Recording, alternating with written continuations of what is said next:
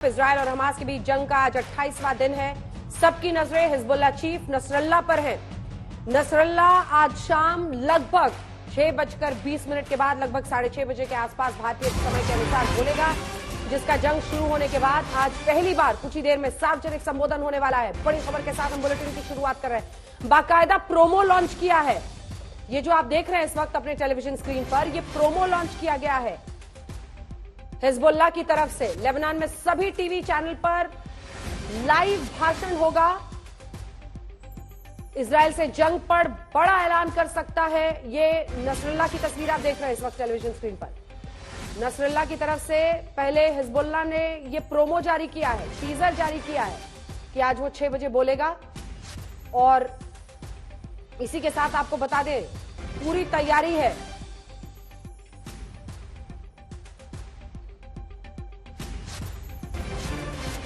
Hamas Israel जंग पर वो बोलने वाला, तैयारी पूरी है। स्कूल्स बंद कर दिए गए हैं लेबनान में। इसी के साथ हुक्का बार्स बंद कर दिए गए हैं और सबके बीच इंतजार है सबको। कई मुस्लिम देशों में इसी तरह से लोग इकट्ठा हो रहे हैं सुनने के लिए कि नसरल्लाह आज क्या ऐलान करता है। याद रखिए, आज जुमे का दिन है।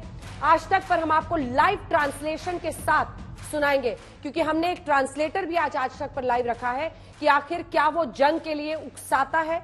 ये हम आपको सुनाएंगे। सवाल यह है कि जो जंग जारी है उसको नसरल्लाह का रुख उस पर क्या रहने वाला है। क्या इजराइल और हमास के बीच जारी जंग में हिजबुल्लाह चीफ के बयान के बाद महायुद्ध शुरू होने की नौबत आ सकती है। हम आपको युद्ध से जुड़ी हर अपडेट भी दिखाएंगे और उसकी बात लाइव भी सुनाएंगे। फिलिस्तीन के स्वास्थ्य मंत्रालय के मुताबिक, लेकिन आपको आंकड़े दे देते हैं, गाजा पर जारी इजरायली हवाई हमले में मरने वाले फिलिस्तीनियों की संख्या अब 10,000 के बहुत करीब पहुंच चुकी है। 9,227, जिसमें 3,826 बच्चे हैं, जिसमें 2,405 महिलाएं हैं, जबकि 23,516 लोग घायल हुए हैं। पिछले 24 घंटे में 16 अलग अलग तबाही में 196 लोग मारे जा चुके हैं। गाजा में 2100 लोग अभी भी लापता बताए जा रहे हैं, जिनमें 1200 बच्चे शामिल हैं। इसके अलावा वेस्ट बैंक में 352 लोगों की मौत हो चुकी है। इजराइल के खिलाफ ईरान दशकों से तैयारी कर रहा है। हमास की तरह उसने इजराइल के खिलाफ हमले की ऐसी रणनीति बनाई है जो अगर कारगर हुई तो इजराइल में हर जगह मिसाइल आपको दिखेगी। ईरान ने इजराइल को घेरने के लिए मध्य पूर्व में, हम आपको दिखाएंगे पूरा जो मामला है किस तरह से घेर रहा है वो। ईरान ने इजराइल को घेरने के लिए मध्य पूर्व में इराक, सीरिया, लेबनान, यमन के जो हुती आतंकी हैं उनकी मदद ली है। लेबनान में हिजबुल्लाह है। उन्हें इस लायक बनाया कि वो वक्त आने पर इजराइल पर धावा बोल सके। तो हम आपको यह भी दिखाएंगे कि हमास और हिजबुल्लाह किस तरह से मिलकर उनकी जो सैन्य शक्ति होती है वो अगर हम इजराइल से कंपेयर करें तो क्या है, क्योंकि अब ऐसी नौबत आती हुई दिखाई दे रही है। हम आपको सुनाएंगे नसरल्लाह क्या बोलता है लाइव, लेकिन पहले आपको अपनी ये रिपोर्ट दिखाते हैं। वर्ल्ड वॉर 3 पहला अलार्म, नसरुल्लाह का ऐलान। कोई इससे नफरत करता है, कोई इसका समर्थन, तो किसी को इससे फर्क नहीं पड़ता।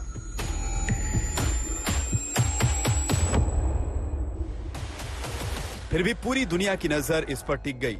हिजबुल्लाह चीफ क्या ऐलान करेगा?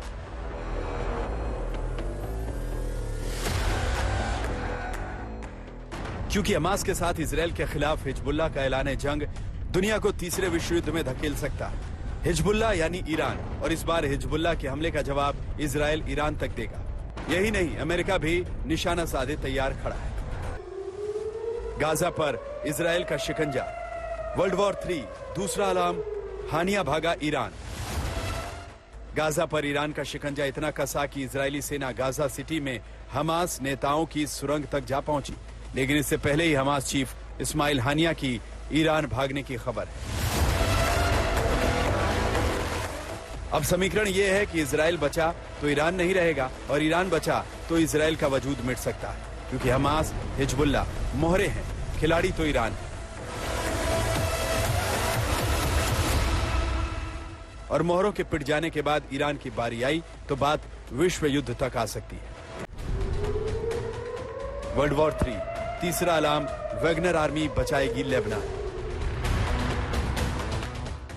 ईरान जैसे कम था कि अब रूस अपनी प्राइवेट आर्मी वैगनर के जरिए जंग में कूदने की तैयारी कर रहा है। खबर है कि वैगनर आर्मी लेबनान को एयर डिफेंस सिस्टम देगी, जिससे हिजबुल्लाह इजराइल के हवाई और मिसाइल हमलों को नाकाम करेगा। वो इजराइल के F-16, F-35 को भी गिरा देगा। इसका नतीजा क्या होगा? अगर ऐसा हुआ तो नौबत परमाणु हथियारों तक आ सकती है और तबाही का अंदाजा लगाया जा सकता है।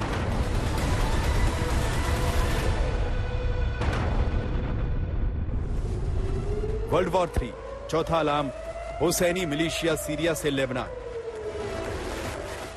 ईरान ने हिजबुल्लाह की मदद के लिए सीरिया से अपनी हुसैनी मिलिशिया को लेबनान भेजा है। अब तक हिजबुल्लाह ने दक्षिण लेबनान से इजराइल पर मिसाइलें और रॉकेट दागे। अब हिजबुल्लाह के साथ मिलकर हुसैनी आतंकी इजराइल पर 7 अक्टूबर जैसी घुसपैठ और भीषण हमले कर सकते हैं।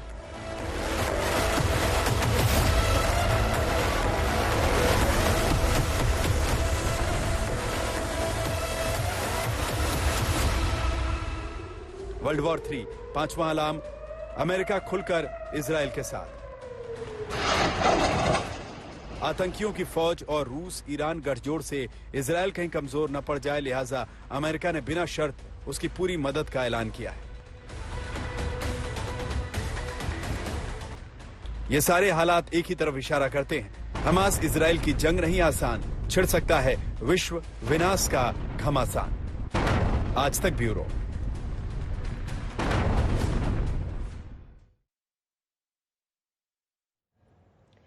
हम आपको यह भी बताएंगे कि इजराइल एक तरफ है, हमास, हिजबुल्लाह, अगर नसरुल्लाह आपसे ठीक लगभग 20 मिनट बाद बोलने वाला है लाइव और बहुत बड़ा ऐलान वो कर सकता है। ऐसे में अगर हमास और हिजबुल्लाह एक साथ आ जाते हैं तो फिर सैन्य शक्ति इजराइल की एक तरफ, दूसरी तरफ हमास और हिजबुल्लाह की कितनी हो जाती है। सबसे पहले आइए आपको दिखाते हैं, अगर हमारे पास ग्राफिक्स आ गया है तो हम दिखा देते हैं आपको। इजराइल के पास कुल 6,46,000 सैनिक हैं, जबकि हमास और हिजबुल्लाह का अगर हम मिलाकर देखें तो 2 लाख, यानी इधर 6,46,000 है, इधर सिर्फ 2,55,000 है हमास और हिजबुल्लाह। वहीं अगर आप टैंक देखेंगे तो 2,200 टैंक इजराइल के पास है और 757 है मिलाकर हमास और हिजबुल्लाह, यानी इजराइल की सैन्य शक्ति कहीं ज्यादा। हमास हिजबुल्लाह के पास 757 टैंक्स, इजराइल के पास 509 इन्फेंट्री फाइटिंग व्हीकल्स है और हमास और हिजबुल्लाह के पास 203।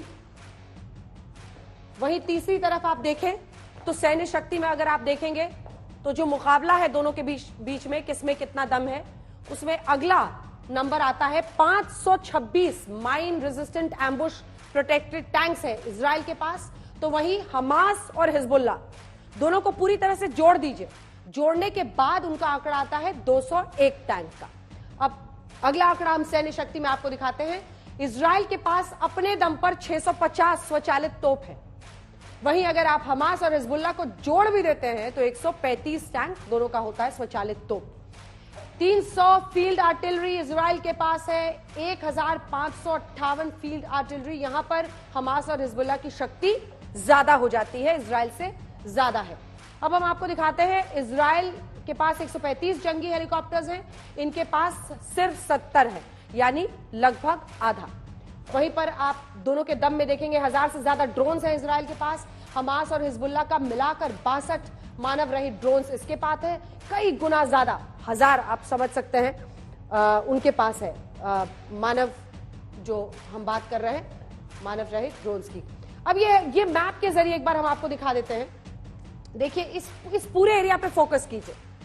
यहां पर आप देख रहे हैं इजराइल है, इधर गाजा, कैसे ईरान चारों तरफ से घेरने की कोशिश में अपनी रणनीति बनाता है। यहां पर हूती है, यह भी एक आतंकी संगठन समझ लीजिए।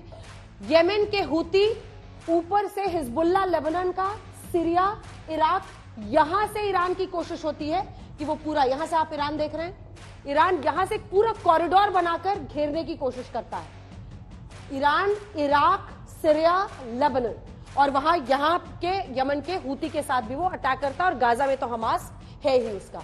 लेकिन अगर ईरान ने हमला किया तो वो भुगतेगा। हम इसलिए कह रहे हैं क्योंकि अमेरिका भी तैयार है और अमेरिका लगातार ये धमकी दे रहा है कि अगर ईरान ने इजराइल पर हमला किया इन सब के जरिए, अब समझिए ये रेड लाइन है अमेरिका के लिए भी, तो अमेरिका भी उसको चौतरफा जवाब देगा। हालांकि जो सैन्य ठिकाने हैं अमेरिका के इजराइल के आसपास, उसमें वो पहले से ही हमला कर रहा है। अब जो अगला ग्राफिक्स है वो एक बार जल्दी से आपको दिखा देते हैं।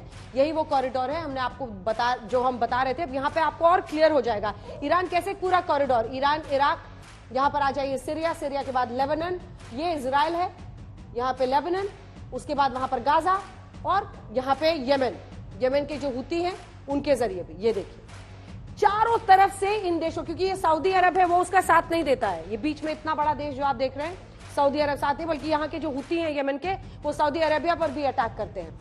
लेकिन आप कह सकते हैं कि चारों तरफ से हमास, हिजबुल्ला और हुती, ये ट्रिपल जो फॉर्मूला है ट्रिपल एच का वो जारी रखता है इजराइल पर ईरान इसी अंदाज में।